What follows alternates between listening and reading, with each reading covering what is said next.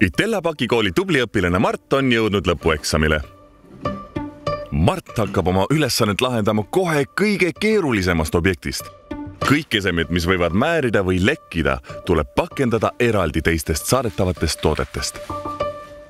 Lillevaasi saatmisega on korra Mart juba pange pannud. Õnneks teab nüüd Mart, et on olemas mullikile ja selle sisse mähkides ei saa õrnad asjad transportides viga. Sest ega pakiga pole miskine moodne teleporteerumismasin. Ikka inimesed teevad selle töö ära. Pakki kokku pakkides on Mart täna eriti hoolikas, asetades kõik saadetavad asjad nii, et nad ei liiguks paigast ja oleksid kindlalt omal kohal kogu reisi vältel.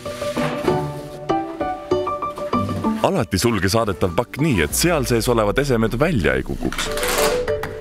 Kes ikka tahab poolikut pakki kätte saada? Mart paneb kastile klepeka, kus on kirjas nii tema kui vanaema nimed ja telefoninumbrid. Siiani on Mart lõpueksamit sooritanud väga eeskujulikult.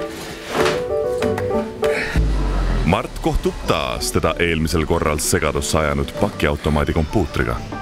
Seekord ta juba teab, et ekraanil on kõik vajalikud juhised kirjas. Tuleb lihtsalt lugeda ja vastavad toimingud ära teha. Voila! Kapiuks ongi mängleva kergusega lahti.